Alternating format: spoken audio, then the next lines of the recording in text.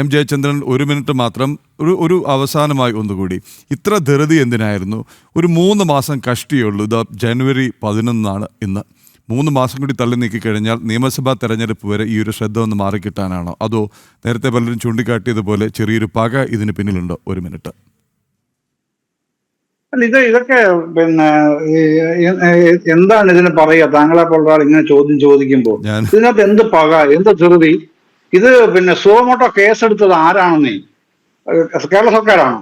ഹൈക്കോടതിയാണ് suo motu ആയിട്ട് കേസെടുത്തത്, സ്വമേധയാ കേസെടുത്തത്. അവരാണ് പിന്നെ ഈ SIT തീരുമാനിച്ചത്.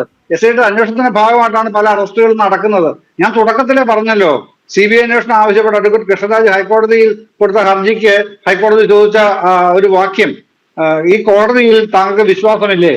അപ്പൊ അദ്ദേഹം പറഞ്ഞ കാര്യം ഞാൻ പറഞ്ഞല്ലോ, പൂർണ്ണമായിട്ടും വിശ്വസിക്കുന്നു, ഞാനിത് പ്രസ് ചെയ്യുന്നില്ല എന്നാണ് അഡ്വക്കേറ്റ് കൃഷ്ണരാജ് പറഞ്ഞത്. കൃഷ്ണരാജ് CPM-കാരനോ കോൺഗ്രസ്സുകാരനോ അല്ലല്ലോ, ഉറപ്പുള്ള RSS-കാരൻ തന്നെയാണല്ലോ, അല്ലേ?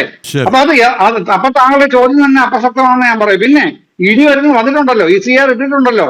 ഇനി പലരെയും അവർക്ക് ഇഷ്ടമുള്ളതുപോലെ അറസ്റ്റ് ചെയ്യാനും പിന്നെ ജാമ്യം കിട്ടാത്ത തടവിലൊക്കെയാണ് സ്വാതന്ത്ര്യം ED-ക്കാണുള്ളത്.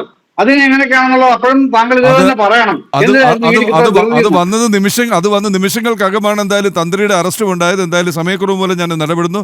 ശ്രീ ശ്യാംരാജ്, ലാസ്റ്റ് വേർഡ് എന്താണ്? പ്രകോപനം ചിലർക്ക് മാത്രം ഉള്ള ഒരു അല്ല. ഇനി ശ്രീ ജയചന്ദ്രൻ സാർ, താങ്കൾ ഇനി വാക്ക് മാറ്റി പറയല്ലോ. കഴിഞ്ഞ കുറേ ദിവസങ്ങളായിട്ട് ഇവർ പറഞ്ഞിരുന്നത് സംസ്ഥാന സർക്കാരിൻ്റെ കഴിവുകൊണ്ടും മികവുകൊണ്ടുമാണ് ഇത്രയധികം അറസ്റ്റ് നടന്നതെന്നായിരുന്നു. ഇപ്പോൾ പറയുന്നത് കോടതിയുടെ നേതൃത്വത്തിലാണ്. ആയിക്കോട്ടെ, ഞങ്ങൾ ആദ്യം തൊട്ടേ പറയുന്നത് കോടതിയുടെ നേതൃത്വത്തിലാണ്. ആയിക്കോട്ടെ. പിന്നെ കോൺഗ്രസ് എന്ന് പറയുന്നത്, കോൺഗ്രസിൻ്റെ പാർട്ടി നേതാക്കന്മാരോട് പച്ചവെള്ളം ചവച്ചരച്ച് കുടിക്കുന്ന നിഷ്കളങ്കന്മാരൊന്നും അല്ലട്ടോ. അടൂർ പ്രകാശ് അദ്ദേഹം പറഞ്ഞൊരു സ്റ്റേറ്റ്മെൻറ്റ് കേൾക്കണം. അദ്ദേഹം പറഞ്ഞത് ഈ സോണിയാഗാന്ധിയുടെ അപ്പോയിൻമെൻറ്റ് എനിക്ക് കിട്ടിയിട്ടുണ്ടെന്ന് പോറ്റി പറഞ്ഞത് കൊണ്ട് എൻ്റെ മണ്ഡലത്തിലെ ആളായിട്ടുള്ള പോറ്റിയുടെ കൂടെ സോണിയാഗാന്ധിനെ കാണാൻ പോയി, ഞാൻ പോയി എന്നാണ് പറയുന്നത്. ഏത് കെ കരുണാകരന് കാണാൻ വേണ്ടിയിട്ട് അപ്പോയിന്റ്മെന്റ് കിട്ടാത്ത ആളാണ്. അങ്ങിലേക്ക് വരാൻ ഒരു ഒറ്റ മിനിറ്റ് ശ്രീ അഡ്വക്കേറ്റ് തൗഫീഖ് രാജിന് ഒറ്റ മിനിറ്റ് സമയമില്ലാത്തതുകൊണ്ടാണ്. 9 മണിക്ക് ജനറ്റ് നൈറ്റിലേക്ക് പോകണം, അതുകൊണ്ടാണ്. വേഗം.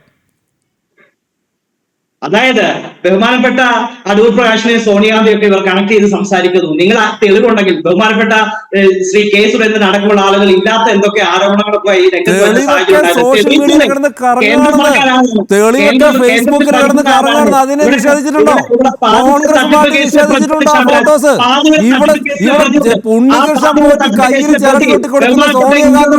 കോൺഗ്രസ് പാർട്ടി നിഷേധിച്ചിട്ടുണ്ടോ?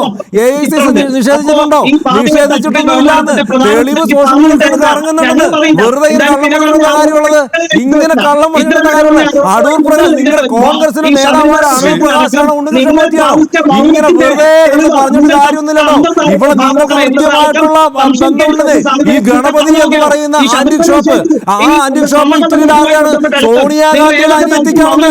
സോണിയാഗാന്ധിയുടെ അനിയത്തിക്ക് ഗണപതി എന്ന് പറയുന്ന പുരാവസ്തു വിഗ്രഹത്തിന്റെ ഷോപ്പ് ഇത്രയിലുണ്ടെന്ന് ഇവരടക്കമുള്ള ആളുകൾ തന്നെയാണ് ഇവർ ഒരുമിച്ച് വെറുതെ കളഞ്ഞ കാര്യമില്ലെന്നേ, വെറുതെ കാര്യമുള്ളത്.